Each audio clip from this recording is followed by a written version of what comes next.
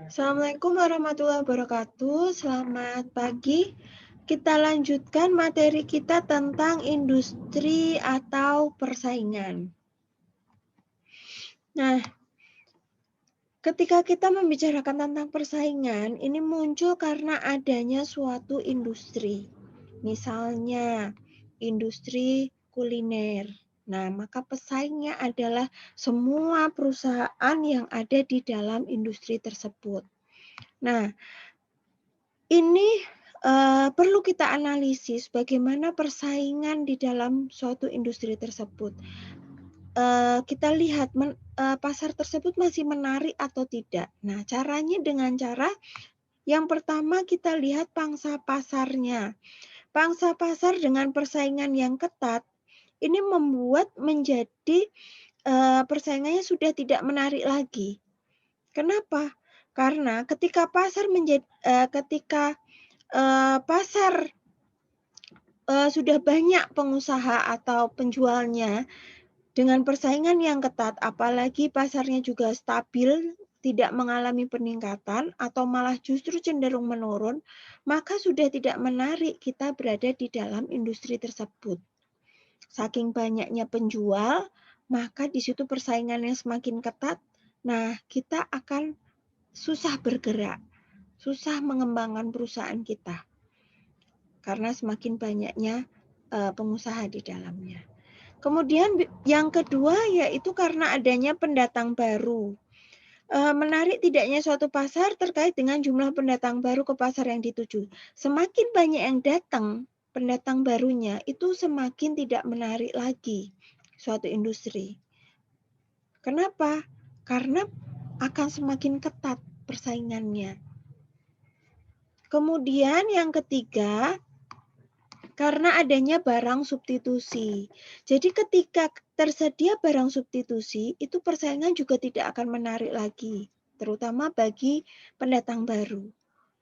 Kenapa? Karena ketika ada barang substitusi ini bisa menjadi alternatif dari konsumen atau segmen pasar atau calon pembeli atau pelanggan malah untuk berpindah ke produk substitusi tersebut ketika kita misalnya menaikkan harga.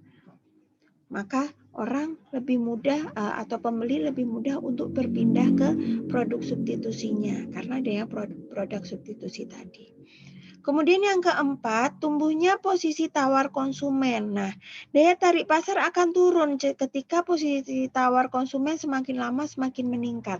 Jadi ketika konsumen dengan mudah menawar, misal kita kasih harga 10.000, konsumen menawar 9.000, kita oke lah enggak apa-apa. Kemudian nawar lagi, ada datang lagi nawar 8.000, oke lah enggak apa-apa.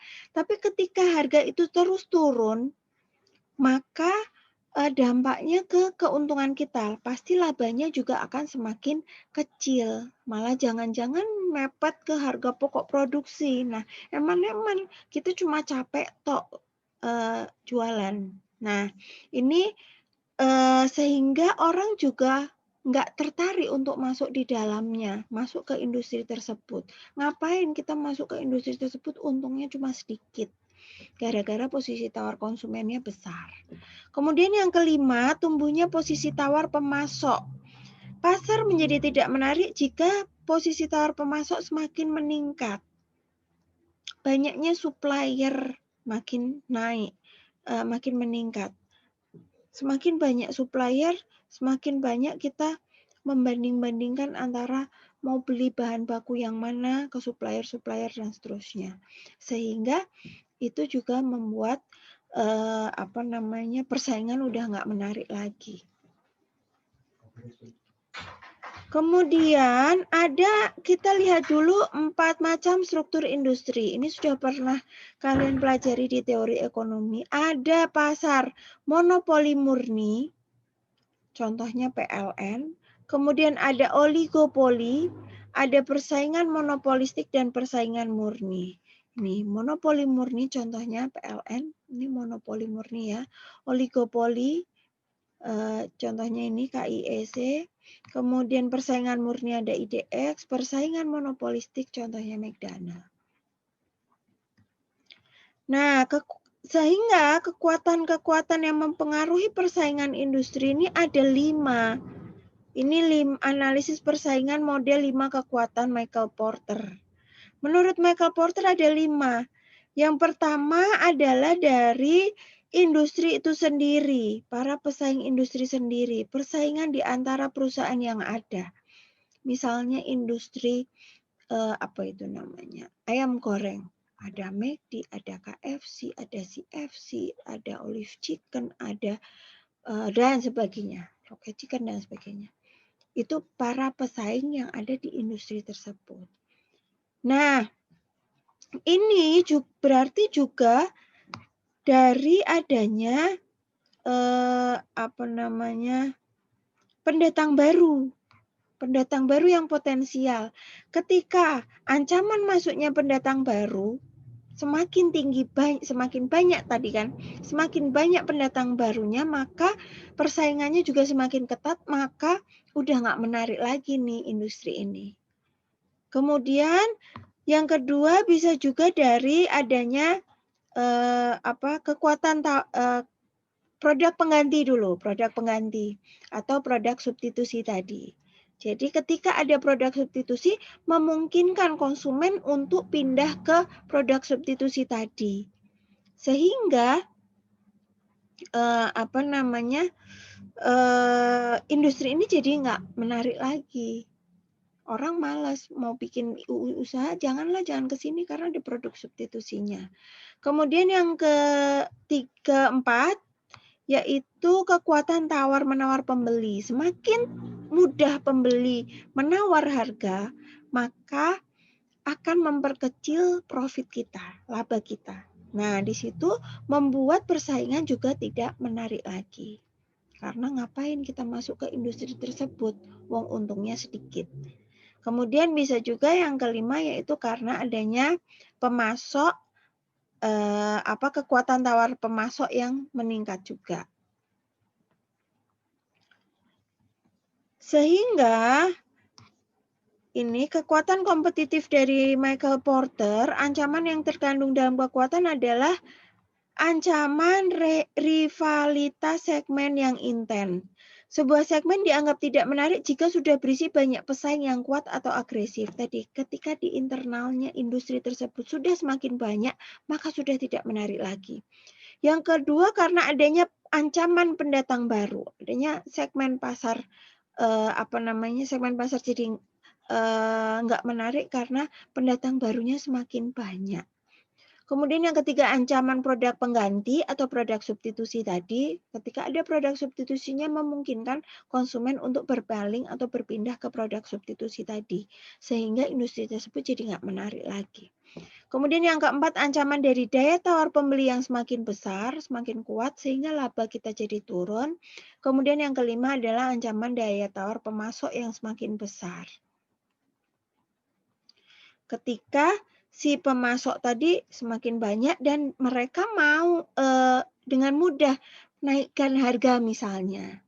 Wah kita gimana nih bahan bakunya naik, mau nggak mau kita harus nyusun strategi baru. Nah ini ketika pemasok ini punya daya tawar tinggi, maka kita mau nggak mau harus ikut dengan alurnya mereka, maka untung kita juga akan semakin sedikit. Nah, sehingga apa yang harus kita lakukan? Yang pertama kita mengidentifikasi pesaing dulu. Nah, siapakah pesaing itu? Pesaing adalah perusahaan yang dapat memenuhi kebutuhan pelanggan yang sama. Artinya ketika industri kuliner, kita mau bikin ayam goreng. Bukan berarti pesaingnya adalah semua restoran ayam goreng. Tapi kebutuhan apa yang akan dipenuhi oleh pelanggan? Kebutuhan makanan. Berarti semua industri makanan. Ya ayam goreng, ya ikan, ya warteg, ya makanan Jepang, makanan Cina, makanan. Nah, itu semua pesaing kita ternyata. Nah, Persaingan dapat dilihat dari sudut pandang yang pertama industri, yang kedua adalah dari sudut pandang pasar. Dari industri, kita lihat suatu kelompok perusahaan yang menawarkan produk atau kelas produk yang merupakan pengganti erat satu sama lain. Jadi ketika industri kuliner tadi ya, sama-sama yang makanan. Kemudian dari sisi pasar, itu menunjukkan jumlah pesaing aktual dan potensial yang lebih besar dibandingkan persaingan yang hanya didefinisikan dalam istilah kategori produk. Jadi ketika mungkin produknya beda, nggak hanya makanan, tapi juga mengenyangkan, tapi juga jumlah pesaingnya potensial juga, itu bisa jadi pesaing kita. Misal tadi kita mau bikin jualan ayam goreng, bisa jadi yang bikin sereal misalnya, makanan-makanan diet misalnya, itu juga healthy food itu juga menjadi pesaing kita. Kemudian persaingan pasar bisa pesaing aktual, pesaing saat ini, dan pesaing potensial. Harus kita identifikasi siapa pesaing potensial kita. Kalau industri ayam goreng tadi jelas kan, ya semua yang ada di ayam goreng aja itu yang potensial. Meskipun sebenarnya di pinggir-pinggirnya itu ada juga pesaing-pesaing lain yang kecil-kecil itu, yang di sama-sama industri kuliner, meskipun bukan ayam goreng. Kemudian perusahaan dalam menganalisis pesaing perlu menentukan yang pertama yaitu strategi dulu. Kita kelompokkan strategi, sekelompok perusahaan yang mengikuti strategi yang sama dalam pasar sasaran tertentu. Ternyata kita perlu juga berkelompok dengan pesaing kita. Kita kelompokkan. Kemudian yang kedua tujuan kita jelas memaksimalkan laba, tujuan perusahaan. Nah, itu kita breakdown. Tujuan jangka pendeknya apa, tujuan jangka panjangnya apa. Nah, beberapa bauran tujuan juga kita identifikasi, profitabilitasnya berapa, pangsa pasarnya siapa, terus arus kasnya bagaimana, teknologinya bagaimana, layanannya bagaimana, dan seterusnya. Kemudian kita analisis kekuatan dan kelemahan. Kemarin kalian sudah belajar bikin analisis SWOT, masuk di dalamnya. Kemudian lihat, nah tidak hanya kekuatan dan kelemahan dari perusahaan kita, tapi kita juga lihat pangsa pasarnya, pangsa pasar sasaran pesaing. Kita ngintip siapa segmen pasarnya pesaing. Kemudian pangsa pikiran atau share of mind, persentase pelanggan yang menyebut nama pesaing. Berapa pelanggan yang menyebut nama pesaing? Pelanggan kita yang menyebut nama pesaing. Kok beda ya sama perusahaan X misalnya? Lah, berarti perusahaan X itu pesaing kita. Yang semakin sering disebutkan berarti itu pesaing utama kita. Pesaing potensial kita. Kemudian pangsa hati, share of heart. Ini persentase pelanggan yang menyebut nama pesaing dalam merespon pernyataan. Sebutkan nama perusahaan dari mana Anda lebih suka membeli produk. Misalnya kita tanya dulu. Nah, kemudian konsumen kita menyebutkan perusahaan lain itu pangsa hati. Nah, perusahaan tidak boleh menghabiskan seluruh waktu berfokus pada pesaing, melainkan berfokus pada pelanggan. Jadi, nggak perlu kita lihat pesaing terus, tapi juga kita lihat respon dari pelanggannya. Nggak masalah ada pesaing ketika pelanggan akan tetap ada di produk kita kan. Nah, analisis pesaing dari strategi. Sekelompok perusahaan yang menerapkan strategi yang sama, kita kelompokkan. Apabila perusahaan ingin masuk suatu pasar, maka ia perlu mengelompokkan industri berdasar dengan mutu produk dan menetapkan berapa jumlah perusahaan yang ada di setiap kelompok dan mempelajari strategi yang digunakan. Kita pelajari apa yang dilakukan sama pesaing-pesaing kita. Setiap kelompok memiliki hambatan masuk yang berbeda. Jika perusahaan masuk dalam satu kelompok, maka anggota kelompok itu menjadi pesaing utamanya. Jadi di dalam kelompok itu yaitu pesaing kita. Kemudian yang kedua, tentukan tujuan. Setelah perusahaan mengidentifikasi pesaing utamanya, maka apa yang dicapai masing-masing pesaing dalam pasar, apa yang mendorong perilaku pesaing. Nah, kita cari tahu nih. Suatu asumsi awal adalah bahwa pesaing berusaha untuk memaksimalkan laba mereka.